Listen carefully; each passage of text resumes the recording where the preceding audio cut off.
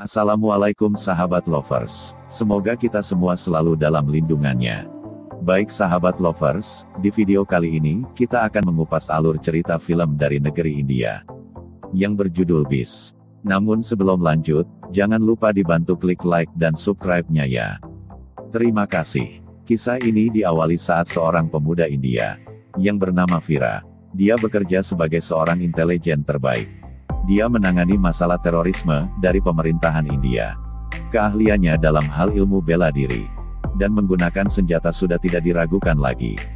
Vira sangat menyayangi anak-anak. Dia tidak bisa menahan amarahnya apabila ada anak-anak yang tersakiti. Hingga pada suatu saat, terjadilah penyerangan dari sekelompok teroris. Dan Vira ditugaskan untuk menangani kasus tersebut. Vira dengan lantangnya, menghajar satu persatu, anggota teroris itu tanpa ampun. Dan pada akhirnya, dia diperintahkan untuk membazooka mobil gembong teroris tersebut. Vira pun melakukannya. Tapi dia khawatir takut ada warga yang terluka. Apalagi sampai melukai anak-anak. Vira mempersiapkan bidikannya ke mobil tersebut. Sambil menunggu aba-aba dari atasannya. Ternyata, di seberang tembok, ada seorang gadis kecil yang sedang asik bermain. Singkat cerita, Vira pun melepaskan peluru bazookannya. Dan tepat mengenai mobil teroris tersebut. Dan ternyata, ledakan itu juga mengenai gadis kecil, yang sedang bermain tadi, sehingga menewaskannya.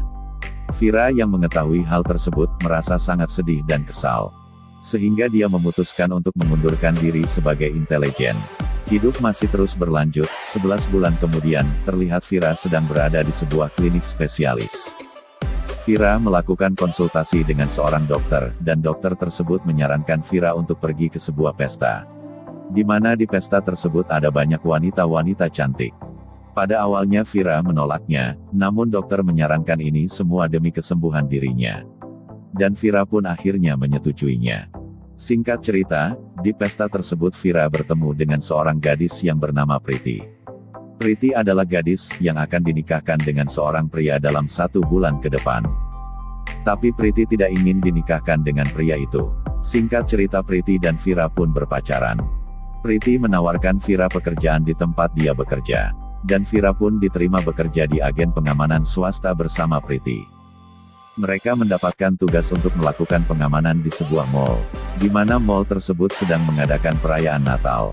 Di adegan lain, terlihat seorang menteri di pemerintahan India, sedang menyusun rencana dengan seorang gembong teroris. Mereka merencanakan untuk melakukan pembajakan di mall tersebut. Di mana kedua pihak sama-sama memiliki kepentingan pribadi.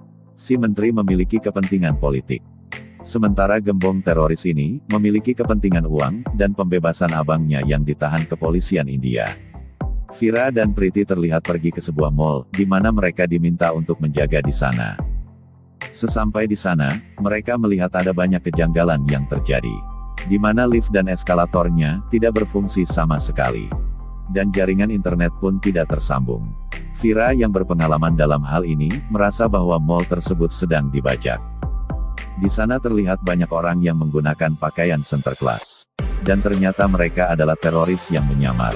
Seorang pria, yang mendekorasi acara tersebut, berkata kepada temannya, "Apakah kau sudah melakukan pekerjaan ini dengan baik? Mengapa pohon Natalnya bisa bergoyang?" Tiba-tiba para teroris pun beraksi. Mereka menembaki semua yang ada di ruangan tersebut. Para pengunjung pun, panik berhamburan menyelamatkan diri. Mereka mulai menutupi semua pintu, dan memasangi bom di setiap sudut mall. Mereka menembaki semua penjaga di mall tersebut. Dan mengambil alih penjagaan. Lalu mereka mengumpulkan semua orang dalam satu ruangan. Vira, yang mengetahui hal tersebut merasa kaget. Ternyata apa yang dia pikirkan memang terjadi. Vira dan beberapa orang bersamanya, bersembunyi di ruangan lain. Terlihat seseorang, telah menelpon ke pemerintahan, dan mengatakan mall sudah berhasil dibajak para teroris. Berita pun mulai tersebar, dan stasiun TV pun mulai menyiarkan berita tersebut. Tampak di sana Perdana Menteri mendatangi kantor kepolisian pusat. Dia pun menemui komisaris polisi, dan menanyakan keadaan yang sebenarnya. Dia mengatakan, bahwa anak dan istrinya sedang berada di mall tersebut. Dia terlihat sangat panik. Gembong teroris tersebut menghubungi kepolisian untuk melakukan negosiasi. Di sisi lain, terlihat Vira dan temannya sedang berusaha untuk mengatur strategi agar mereka bisa menyelamatkan diri mereka. Priti mengatakan, bagaimana nasib warga lain yang disandra? Vira berkata, ada kepolisian dan pemerintah yang akan menanganinya. Pikirkan keselamatan kalian sendiri. Sementara itu, terlihat kepala kepolisian sedang berbicara di telepon dengan pemimpin teroris tersebut. Dia mengatakan, apa yang kau inginkan? Teroris pun mengatakan Umar Faruk. Umar Faruk adalah kakak kandung dari pimpinan teroris itu yang ditahan di tahanan pusat. Dia menginginkan agar kakaknya dibebaskan. Tapi Perdana Menteri mengatakan itu tidak mungkin. Di sisi lain, terlihat pimpinan kepolisian sedang menelpon Vira. Ia mengatakan, kalau dia ingin meminta bantuan kepada Vira untuk menangani kasus ini. Vira berkata, kalau saat ini, dirinya bersama dengan pacarnya sedang terjebak di mal yang sedang dibajak itu. Polisi tersebut mengatakan kau pasti bisa mengatasi ini. Vira hanya terdiam. Sepertinya dia masih trauma dengan kejadian setahun yang lalu. Tiba-tiba, Vira mendengar ada suara anak yang menangis. Seketika itu juga amarah Vira memuncak. Vira mencari dari mana sumber suara itu. Dia melihat ada seorang gadis kecil yang sedang disakiti oleh teroris itu. Vira langsung menghajarnya tanpa ampun. Vira menebas kepalanya sampai terpental keluar mal. Amarah Vira mulai bangkit kembali. Dia menghajar satu persatu para teroris itu. Sampai pada pimpinannya juga dihajar Vira. Vira meledakkan pimpinan teroris itu di dalam sebuah ruangan. Namun, pimpinan teroris tersebut berhasil menyelamatkan diri dengan bersembunyi di dalam lemari es. Semua anggota teroris tersebut terlihat sangat kewalahan menghadapi Vira seorang diri. Segala usaha pun mereka lakukan untuk melumpuhkan Vira. Dan akhirnya, mereka menunjukkan rekaman istri dan anak Perdana Menteri yang ditahan. Dan mereka akan membunuhnya, bila Umar Faruk tidak dibebaskan. Akhirnya, Perdana Menteri pun menyetujui pembebasan Umar Faruk. Tapi Vira tidak terima Umar Faruk dibebaskan. Vira mengetahui ada politik busuk yang sedang direncanakan oleh Perdana Menteri. Akhirnya, Vira pun berbalik menyandera anak dan istri Perdana Menteri. Vira mengatakan, jika Umar Faruk dibebaskan, maka anak dan istri Perdana Menteri akan dibunuh olehnya. Umar Faruk tidak jadi dibebaskan. Namun, Vira dikalahkan dengan penyanderaan Priti. Akhirnya Vira pun menyerahkan diri, dan dia menjadi tawanan anggota teroris. Dan negosiasi pun terjadi, sehingga Umar Faruk akhirnya dibebaskan.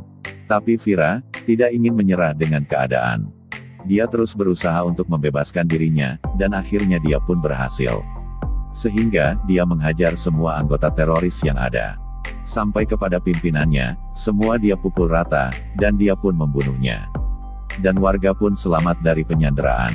Di adegan lain, terlihat Umar Faruk yang sudah dibebaskan, mendengar bahwa adiknya telah dibunuh oleh Vira.